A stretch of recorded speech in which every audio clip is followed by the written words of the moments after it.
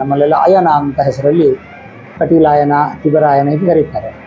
ಅಂತಹ ವಿಶೇಷವಾದ ಉತ್ಸವ ಕಟೀಲು ಕ್ಷೇತ್ರದಲ್ಲಿ ಪ್ರತಿ ವರ್ಷ ನಡೀತದೆ.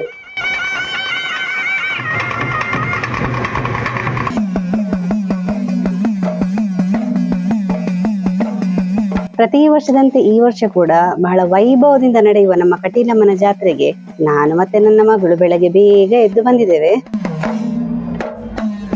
ಅಂದ್ರೆ ಫಸ್ಟ್ ದಿವಸ ಕೊಡಿಯೇರುವ ದಿವಸ ನಮ್ಮ ಕಟ್ಟ ಪೂಜೆ ಸೇವೆ ಇದೆ, ಹಾಗೆ ಅದಕ್ಕೆ ಸಿದ್ಧತೆ ಮಾಡ್ಲಿಕ್ಕೆ ಅಂತ ಹೇಳಿ ಬೇಗ ಬಂದಿದ್ದೇವೆ. ನಾವು ಬೇಗ ಬಂದಿದ್ದೇವೆ, ಆದ್ರೆ ಕೂಡ ಎಷ್ಟು ಭಕ್ತಾದಿಗಳು ಸೇರಿದ್ದಾರೆ ನೋಡಿ. ಬಲಿ ಹೊರಟಿದೆ, ಇನ್ನು ವೈಭವದ ಧ್ವಜಾರೋಹಣ ನಡೀಲಿಕ್ಕೆ ಉಂಟು.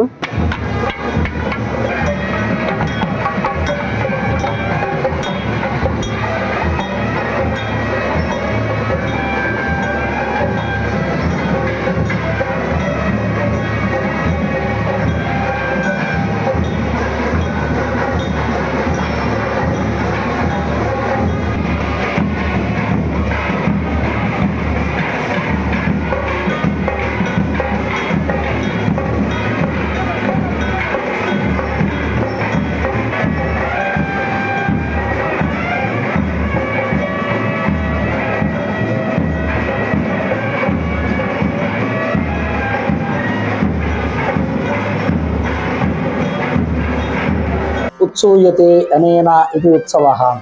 ನಮ್ಮನ್ನು ಮೇಳಕ್ಕೆ ಕೊಂಡೋಗತಕ್ಕಂತಹ ದೇವರ ಆರಾಧನೆಗೆ ಉತ್ಸವ ಅಂತ ಹೆಸರು. ಅದಕ್ಕೆ ಅಯನ ಅಂತ ಮತ್ತೊಂದು ಹೆಸರಿದೆ, ಮೋಕ್ಷಕ್ಕೆ ಹೋಗೋ ದಾರಿ ಅಂತ. ಹೀಗಾಗಿ ನಾಣ್ಯ ಪಂಥ ವಿದ್ಯತೆ ಅಯನಾಯ ಅಂತ ಶಬ್ದ ಇದೆ. ಅಯನ ಹೇಳಿದರೆ ಮೋಕ್ಷ ಅಂತ ಉಪನಿಷತ್ತಲ್ಲಿ ಅರ್ಥ ಮಾಡಿದ್ದಾರೆ. ನಮ್ಮಲ್ಲೆಲ್ಲ ಅಯನ ಅಂತ ಹೆಸರಲ್ಲಿ ಕಟೀಲಾಯನ, ತಿಬರಾಯನ ಹೀಗೆ ಕರೀತಾರೆ. ಅಂತಹ ವಿಶೇಷವಾದ ಉತ್ಸವ ಕಟೀಲು ಕ್ಷೇತ್ರದಲ್ಲಿ ಪ್ರತಿ ವರ್ಷ ನಡೀತದೆ. ಈ ವರ್ಷವೂ ನಡೀತಾ ಇದೆ.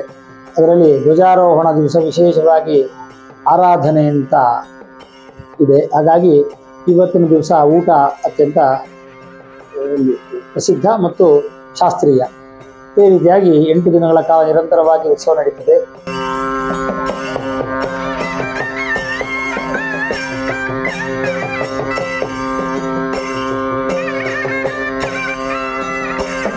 ಧ್ವಜಸ್ತಂಭಕ್ಕೆ ಪೂಜೆ ಎಲ್ಲ ಆದ್ಮೇಲೆ ಕಟೀಲಮ್ಮ ಹಾಗೇನೆ ಕೊಡಮಣಿತಾಯ ದೇವರ ಭೇಟಿಯಾಗಿ ದರ್ಶನ ಬಲಿ ನಡೀತದೆ. ಆ ಕ್ಷಣ ಮಾತ್ರ ನೋಡ್ಲಿಕ್ಕೆ ಉಂಟಲ್ಲ, ಭಾರಿ ಒಂದು ರೋಚಕವಾಗಿರ್ತದೆ. ಮೈಯೆಲ್ಲ ರೋಮಾಂಚನ ಆಗುವಂತಹ ಒಂದು ಸಂದರ್ಭ ಅದು.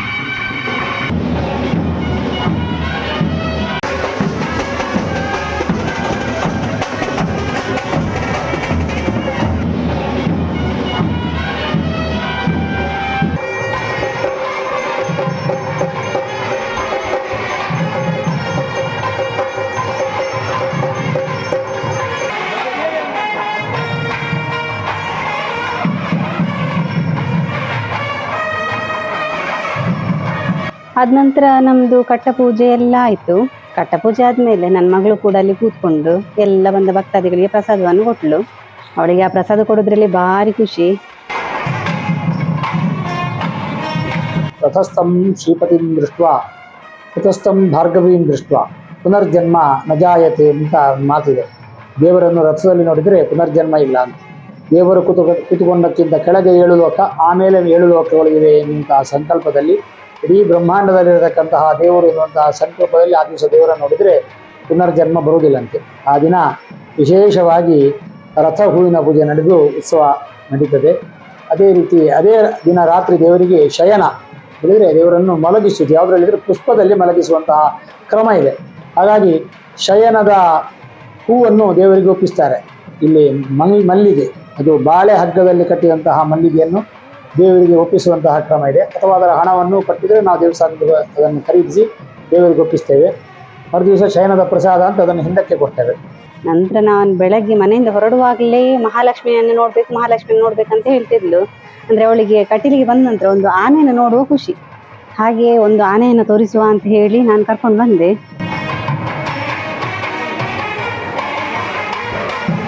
ನಮ್ಮ ಕಟೀಲಿನ ಮಹಾಲಕ್ಷ್ಮಿನ ನೋಡ್ಲಿಕ್ಕೆ ಒಂದು ಭಾರಿ ಖುಷಿ.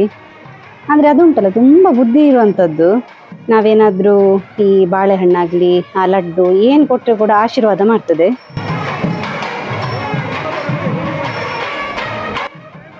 ಈ ಶಯನವಾಗಿ ಮರುದಿವಸ ಬೆಳಿಗ್ಗೆ ಕವಾಟ ಬಂಧನ, ನಿದ್ದೆಯಿಂದ ಎಬ್ಬಿಸಿ ದೇವರ ದರ್ಶನವನ್ನು ಪಡೆಯುವುದು ಸಹ ಅತ್ಯಂತ ಶ್ರೇಷ್ಠ ಅಂತ ಶಾಸ್ತ್ರದಲ್ಲಿ ಹೇಳಲ್ಪಟ್ಟಿದೆ. ಆಮೇಲೆ ಅದೇ ದಿನ ರಾತ್ರಿ ದೇವರು ಯಾತ್ರೆಗೆ ಹೊರಡುವುದು. ಆರಟ ಅಂತ ನಮ್ಮಲ್ಲಿ ಹೆಸರು, ಅವಭೃತ ಅಂತ ಸಂಸ್ಕೃತದ ಹೆಸರು.